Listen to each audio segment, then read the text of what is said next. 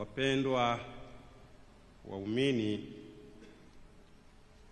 nanyi wapendwa sana jumuiya ya chuo chetu kikuu cha KUM, mahujaji katika matumaini.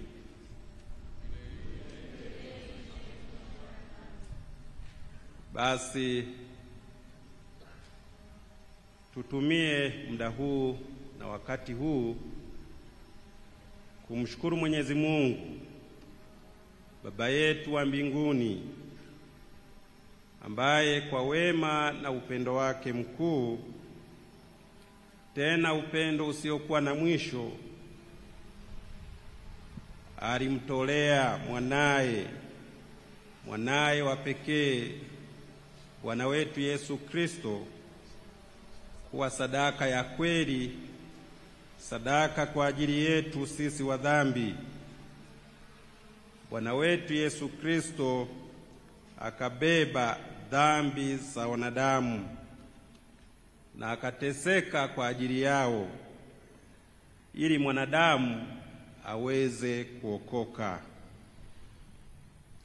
Haya ndiyo mafundisho msingi ya kipindi chote cha Kwaresma na sasa hivi ni Pasaka, ambayo tunaifurahia na kuisherehekea wale wanaomwamini Kristo.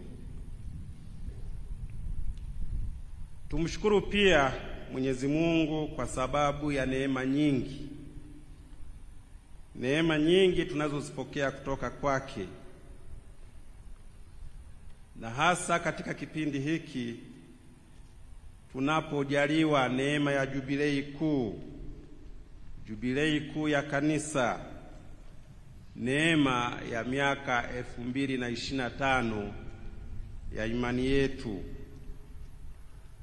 Ni miaka 2025 ya uinjilishaji.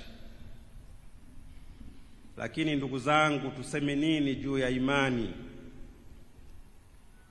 Ni imani juu ya huyu aliyesulubiwa, aliyekufa, lakini hatimaye siku ya tatu akafufuka.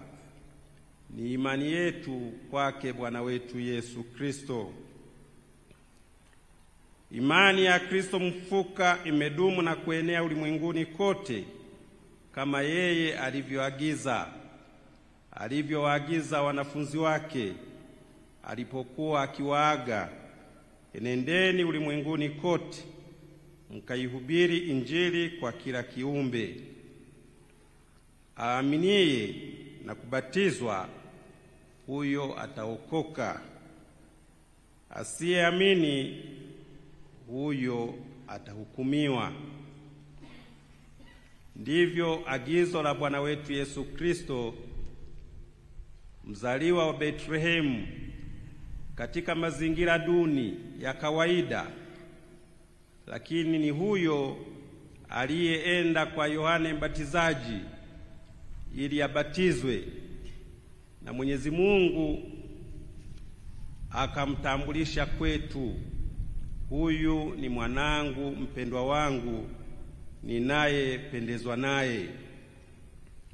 Na pale mlimani anatambulishwa tena: huyu ni mwanangu mpendwa wangu, ninayependezwa naye. Na ikaongezwa: msikilizeni yeye.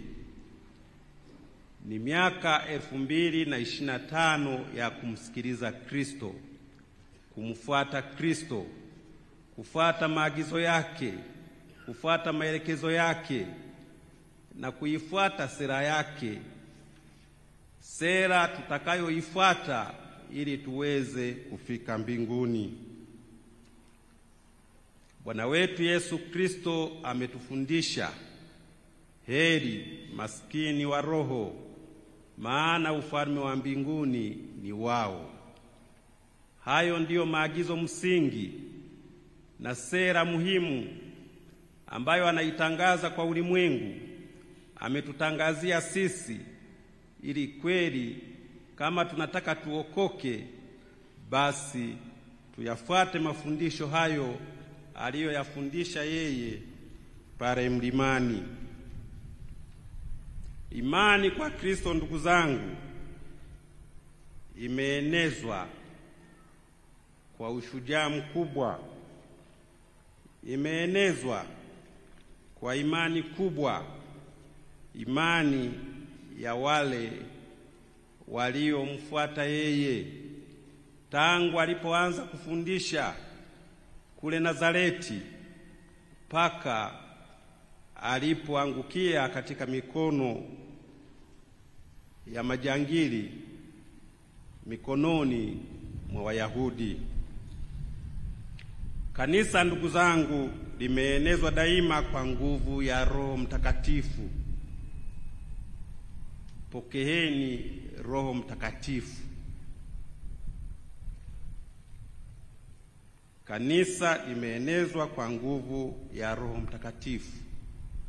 Miaka hii 2025 imekuwa ni neema kwa wana wa Mungu, imekuwa ni neema kwa wote wanaompenda Kristo kuipokea neema hii isiyolazimishwa.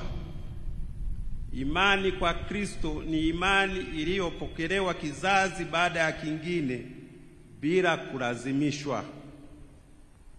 Haijaenezwa kwa fujo wala kwa vurugu, haijaenezwa kwa vita wala haikuenezwa kwa njia ya vitisho. Ni wana wa Mungu waliopokea Roho Mtakatifu wakagusa mioyo ya watu, wakatugusa sisi sote.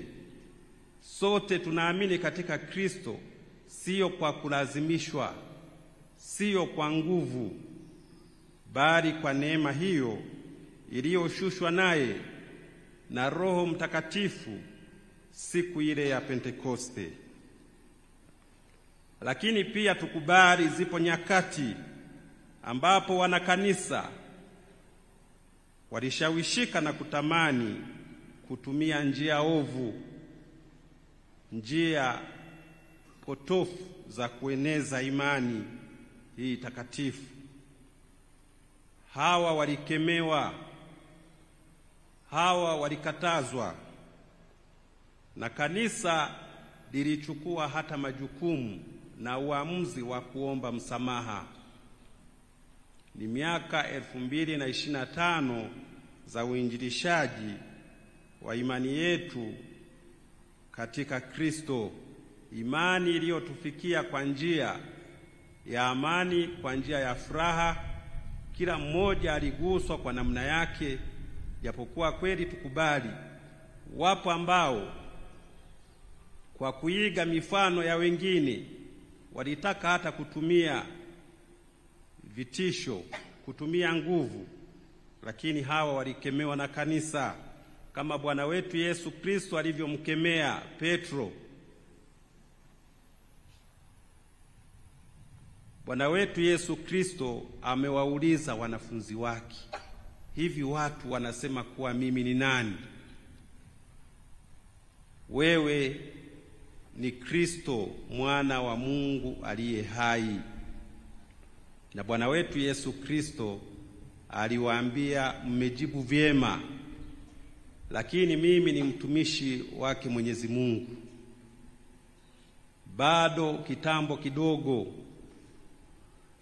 Mwana wa Adamu ataangukia katika mikono ya wanyang'anyi, atauawa, lakini siku ya tatu atafufuka. Kristo ni mtumishi, ni mwana wa Mungu aliyekuja kuwaokoa wanadamu kutoka katika giza nene la dhambi. Tuamini hivyo kwa sababu yeye alichukua mwili akawa sawa na sisi, ili sisi tupate kitu cha kujifunza kutoka kwake, tuweze kuona namna ya kuishi kitakatifu na kiadilifu. Tuone kwa huyu aliyeshuka toka mbinguni akawa kama sisi, na hivyo akatufundisha hata namna ya kuishi mateso aliteswa, akaangukia katika mikono ya waovu, akauawa, lakini siku ya tatu akafufuka. Wafuasi wake anaposhikwa hawaamini, huyu ndiye tunaamini ndiye Kristo, huyu ndiye Masiha. Kwa nini aangukie katika mikono ya waovu? Petro tunaambiwa alijaribu hata kumlinda. Ndivyo ambavyo hata sisi leo tunashawishika kwa miaka 2025 kulilinda kanisa, kana kwamba Mwenyezi Mungu hana mpango na kanisa lake. Tunalazimika wakati mwingine tutumie nguvu. Mungu hakuja kutumia nguvu. Kama alivyomwambia Petro, rudisha upanga wako alani, ndivyo Mwenyezi Mungu amekuwa akituambia siku zote. Kanisa la Mwenyezi Mungu halijaenezwa kwa nguvu, halijaenezwa kwa mabavu, halijalindwa kwa bunduki, linalindwa kwa sala zetu. Ni miaka 2025 ya kutukuza uwepo wa Mwenyezi Mungu, lakini ni miaka 2025 yetu sisi wanadamu kujifunza kusali na kumwomba Mwenyezi Mungu ili tuishi vyema na hatimaye tuweze kufika mbinguni. Ni miaka 2025 ya kufanya toba na kuiamini Injili. Yeye mwenyewe ametuambia ufalme wa Mungu umekaribia, tubuni na kuiamini Injili. Vijana wangu wanavyuo, mnaalikwa kufanya toba katika kipindi hiki. Mjifunze kuwa wafuasi wazuri wa Bwana wetu Yesu Kristo, ili msiishie tu kupata yale mnayofundishwa hapa. Ni kweli ni muhimu ili tuweze kuziishi neema za Mwenyezi Mungu, lakini cha muhimu zaidi ni ufalme wa Mungu, ni ufalme wa mbinguni. Zipo pia nyakati mitume na wanafunzi wake Bwana wetu Yesu Kristo walifikwa na mateso, wakapigwa na wengine hata kuuliwa. Wapo waliokatwa vichwa, wapo walioambiwa kwamba mkane Kristo, sema kwamba Kristo sio Mungu. Lakini kila walipopata nafuu, walipopewa nafasi, tunafundishwa katika Matendo ya Mitume sura ya 5 mstari wa 40, kila walipoachiwa watu wale walitoka kwa furaha wakimtukuza Mwenyezi Mungu na wakaendelea kuhubiri. Miaka 2025 ya ujasiri ya ndugu zetu waliotutangulia. Kila na wewe unapokuwa jasiri katika kulihubiri neno la Mwenyezi Mungu, kuishi mapenzi ya Mwenyezi Mungu, unalieneza neno hilo na unalifanya liwe imara katika maisha ya wanadamu. Miaka 2025 ni safari, ni hija ambayo Mwenyezi Mungu amelipitisha kanisa lake hatua moja baada ya nyingine mpaka hapa lilipo. Tunamshukuru Mwenyezi Mungu kwa neema hizo nyingi.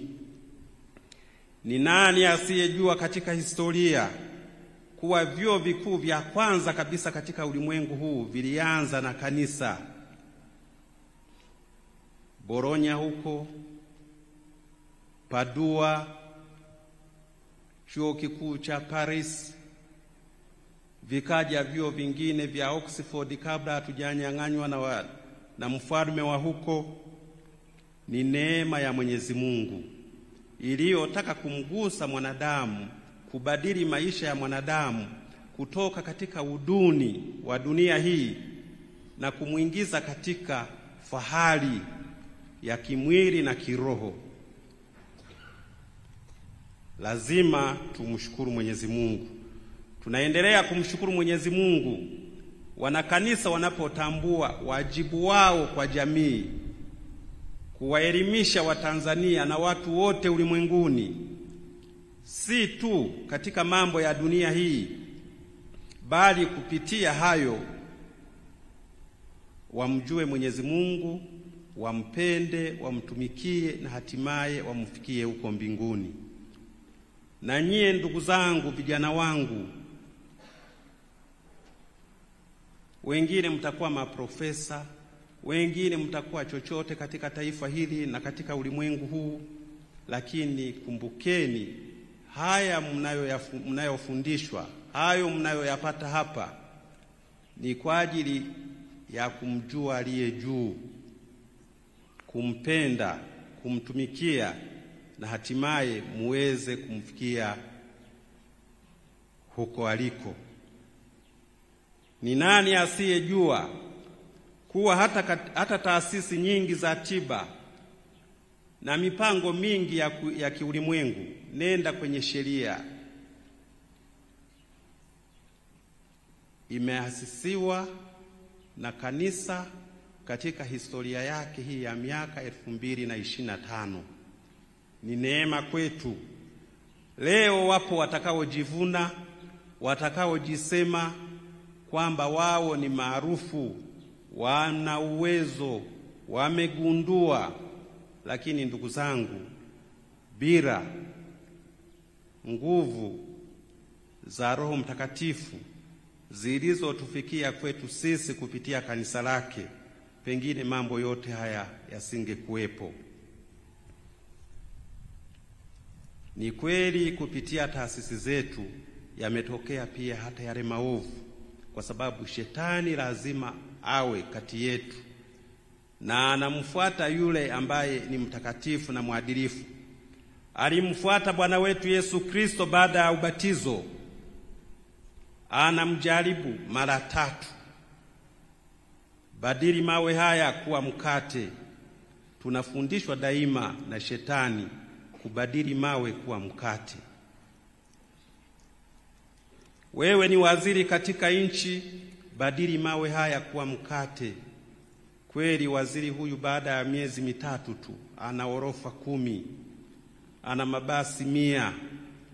Na nyie vijana wangu, chochote mtakachokipata kama viongozi na hata kama waumini, shetani yuko nyuma, anataka kuwajaribu. Badili mawe kuwa nini? Mkate. Ukimkubalia utaingia katika uovu na dhambi. Utakuwa umeshiriki katika kuharibu neema na baraka tulizozipokea kutoka kwake Mwenyezi Mungu. Leo ni miaka 2025.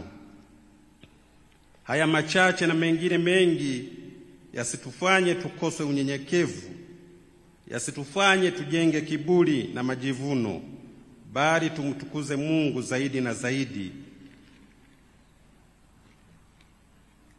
na tumuombe atusaidie ili tufike kwake mbinguni. Baba Mtakatifu Francisco mwaka jana aliutangazia ulimwengu kuwa mwaka 2025 ni mwaka wa jubilei kuu, jubilei ambayo kanisa limekubali kuiadhimisha daima kila baada ya miaka 25. Baba Mtakatifu akatuambia dhamira kuu ya kutuongoza katika kipindi hiki itatoka katika Warumi 5 mstari wa 5 unaosema tumaini halitahayarishi au tumaini halikatishi tamaa. Sote ndugu zangu, kwa agizo la Baba Mtakatifu tumealikwa kwenda Roma kuhiji. Wale wanaoweza waende Roma kuhiji. Kuna makanisa yetu 8 ya kipapa ambayo Baba Mtakatifu mwaka jana alifungua malango yake kama ishara ya lango kuu la mbinguni, ambako sote tukiweza kuingia tutapata furaha ya milele. Tumealikwa kwenda Roma, tupite katika moja ya hayo malango ya kipapa kama ishara ya kukutana na Bwana wetu Yesu Kristo, ambaye hakika ndiye mlango. Yohane sura ya 10 mstari wa 7 mpaka wa 9. Kristo ni mlango wa wokovu wetu.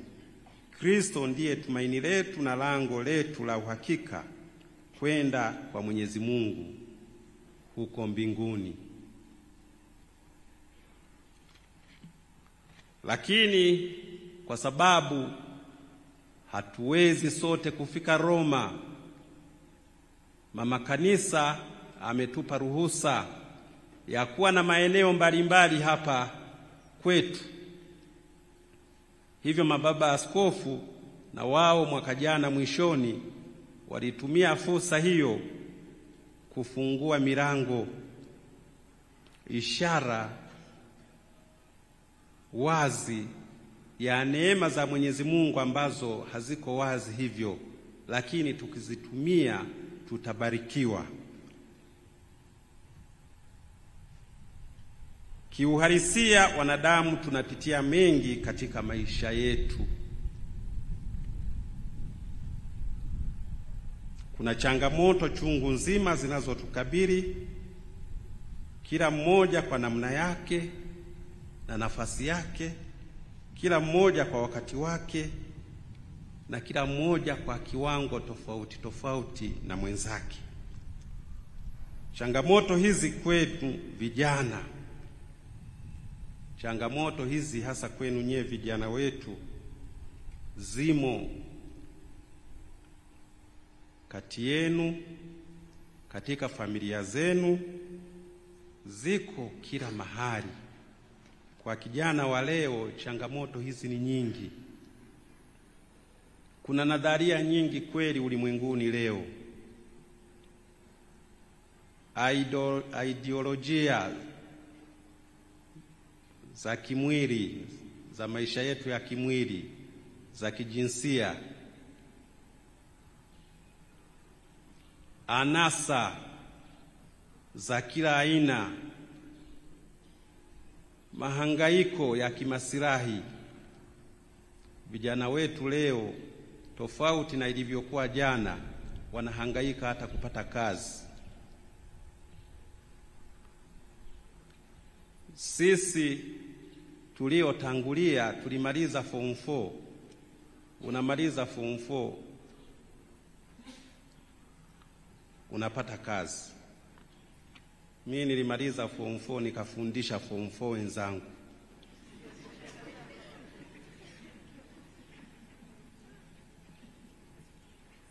Na tulikuwa tunagombaniwa, mara bima, mara kwenye mabenki. Leo vijana wetu hawa wanahangaika, alafu sisi tunarudi kuwaambia mjiajiri. Tumepata wapi ujasiri wa kuambia wajiajiri wakati sisi hata hatujui kujiajiri? Tumeweza kujiajiri baada ya kuajiriwa. Tunawaambia wajiajiri wakati watoto wetu, ndugu zetu tumewatafutia ajira. Hizi zote ni changamoto, lakini mfanyeje? Hali hii imepelekea baadhi ya watu na hasa vijana wetu kukata tamaa. Baadhi wamejikuta wakikatia tamaa maisha, na matokeo yake kujiona hawana thamani, na hata kuyaona maisha yenyewe hayana thamani. Hali hii imepelekea matukio ya uharibifu, maumivu na mengine mengi kuongezeka katika jamii. Tumealikwa sisi sote tuungane, tutiane moyo, tusafiri kimwili hata kiroho tukiwa tumebeba msalaba na tutanguliwe na msalaba. Tumepewa nembo nzuri kweli katika kipindi hiki. Mataifa yote ulimwenguni, mashariki na magharibi, kaskazini na kusini, wafanye hija, wasafiri wakiwa wamebeba msalaba. Msalaba ni ishara ya wokovu. Kwa Wayahudi tunaambiwa na Mtakatifu Paulo kwa Wakorinto sura ile ya 1 mstari wa 23. Kwa Wayahudi msalaba ni kikwazo. Kwa Wayunani msalaba ni upuuzi. Msalaba ni ishara ya udhaifu, ni ishara ya ujinga, ni ishara ya ushamba, ishara ya kupitwa na wakati. Na wengine sisi tunakubaliana na hayo, tunaogopa hata kufanya ishara ya msalaba, tunaogopa kuvaa rozari, tunaogopa kuvaa misalaba.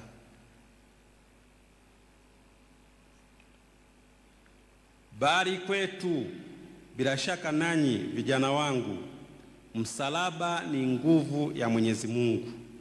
Ni hekima yake Mwenyezi Mungu inayotuokoa sisi katika mahangaiko na shida. Kapige magoti mbele ya msalaba, fanya ishara ya msalaba. Mwenyezi Mungu atakuepusha na maovu, atakuepusha na dhambi. Ni nguvu ya Mungu inayotupa matumaini ya kuendelea kutafuta hakika ya maisha yetu. Hayo ndiyo mafundisho msingi ya kipindi hiki. Tunawapongeza wanachuo na jumuiya nzima ya hapa kwa sherehe ya jubilei kuu. Tunawapongeza kwa kufanya hija. Piteni katika lango la kweli ambalo ni Bwana wetu Yesu Kristo. Mtafarijika, mtaishi kwa matumaini, na mwisho wa kila kitu mtafika mbinguni. Yapo mahangaiko tunayoweza kuyapata kama wanadamu, hatuwezi kuyaepa. Tutaumia kimwili, tutafadhaika, lakini Kristo yupo kutufariji. Tuwe na matumaini kwake. Daima huwa tunaimba tumaini letu ni kwa Bwana aliyeumba mbingu na dunia. Yeye ndiye anajua tunakotoka na tunakoenda. Tusije tukasahau kamwe kumwomba kila hatua ya maisha yetu. Na vijana wangu, msiwe na hofu. Wapo wanaowaombea, kanisa linawaombea, daima linawatakia kila jema. Na hatuachi kuhimiza ulimwengu wa leo na mataifa yetu ya leo yajibidishe kuhakikisha vijana wetu hawafikwi na adha na mahangaiko miaka yote ya maisha yao. Lazima sisi kanisa na jamii kwa ujumla tujibidishe kutafuta kila aina ya suluhisho ili vijana wetu waishi kwa amani na waishi kwa furaha. Lakini hatuwezi kuacha kuambia tumaini lao daima liwe ni kwa Mwenyezi Mungu. Hakuna njia yoyote ya mkato. Lazima wajifunze kuubeba msalaba, tena watangulie na msalaba. Kila hatua ya maisha wanayoipitia, msalaba uwe mbele, wauone wakimtukuza na kumshukuru Mwenyezi Mungu kwa kila jambo. Tunawapongeza sana uongozi wa chuo chetu kwa haya makubwa mnayoyafanya. Chuo chetu hiki kati ya vyuo tulivyo navyo bila shaka ndio cha mwisho, lakini maajabu wanayoyafanya sasa wanakuwa wa kwanza. Hongereni sana. Haya mnayoyafanya muyafanye kweli kwa sifa na utukufu wake Mwenyezi Mungu, sio kwa sifa ya mtu yoyote. Hapo mtabarikiwa, na wale wote watakaopita hapa Mwenyezi Mungu atawabariki. Tunawatakia kila jema na Mwenyezi Mungu awabariki sana. Tumsifu Yesu Kristo.